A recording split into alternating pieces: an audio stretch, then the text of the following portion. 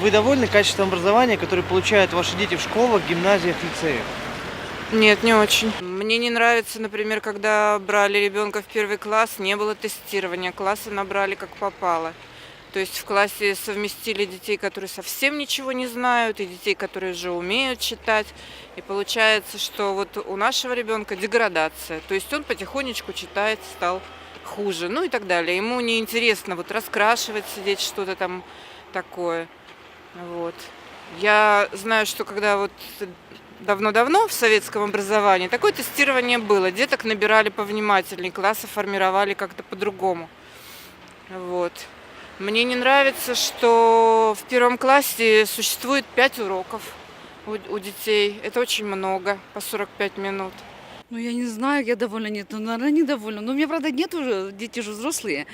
Но как могут это, то, что надо самим покупать, то, что надо, это сам, ну, дорого, ну, зарплата, вот из-за этого, то, что этим, конечно, недовольна, то, что все надо, это самое, ну, и за парты платить, и за это, и учителям-то, ну, вот все, вот это я хотела сказать. Да, довольно очень.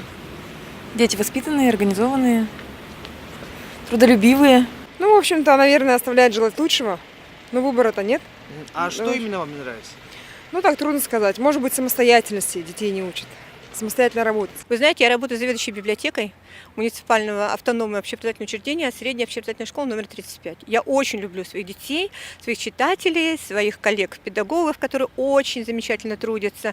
Ну, есть какие-то нюансы, которые надо еще продолжать дальше обновлять. Ну, вот, по крайней мере, мы очень много-много работаем, и я люблю свою школу и с удовольствием работаю там. Нет, недовольна. Мне кажется, что программа сокращается, и дети стали получать меньше знаний, чем получали раньше. Я не могу сказать, я просто работаю в ВУЗе, поэтому я вижу, с каким качеством образования приходит студент, с очень низким. То есть пока я ребенку могу помогать, я помогаю. Потом я не знаю, что будет. А работая в ВУЗе очень хорошо, я вижу, что студенты приходят очень малообразованные, к сожалению. Какие-то были там недочеты. Я знаю, что когда у меня дочка училась вот в школе, у нас в 43-й школе, были проблемы там, допустим, с учителем иностранного языка. Потому что, я не знаю, с чем это связано, может быть, с зарплатой, нехваткой специалистов.